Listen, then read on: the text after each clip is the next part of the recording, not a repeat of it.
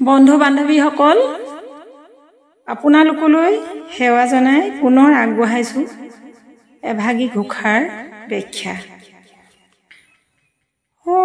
Colony গমলতা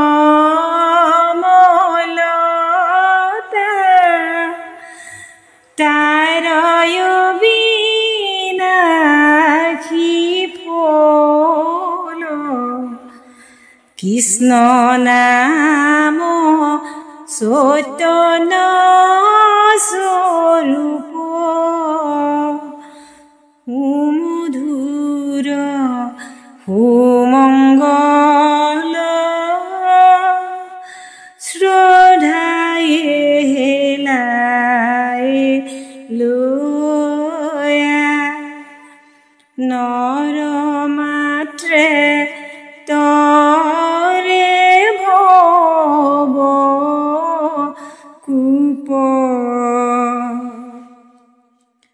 অকল কৃষ্ণদেৱৰ প্ৰাধান্যতা প্ৰকাশ কৰা বেদ উপনিষদ আদি হৈছে নিগম শাস্ত্ৰ।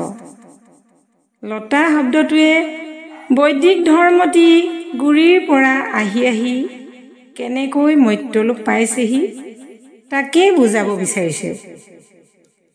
ভাগৱত শাস্ত্ৰৰ মূল গুৰি আদি নিৰঞ্জনৰ পৰা জগদীশ মিশ্ৰই গুৰু শংকৰদেৱক দিয়া এই দীঘলীয়া প্ৰক্ৰিয়াটোকে লতা বুলি কোৱা হৈছে।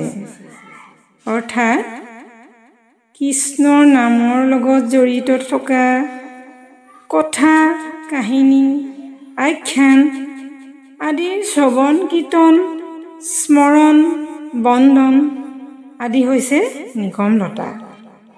এই লতা বগালে বিনাশ হ'ব নোৱাৰে কাৰো, ইয়াৰ ফল অবিনাশী। হৰিনাম সুমধুৰ সুমংগল বুলি আখ্যা দি মাধৱ গুৰুজনাই কৈছে যে অতি সচেতনভাৱে যদি এনেহেন পৰম মংগল নাম লয়, নতুবা যদি কোনোৱে সেই ভাৱ নাৰাখিও এলাহ ভাৱেৰেও যদি লয়, তেতিয়া এই মায়াময় ভৱ সংসাৰৰ পৰা উদ্ধাৰ পাব পাৰিব।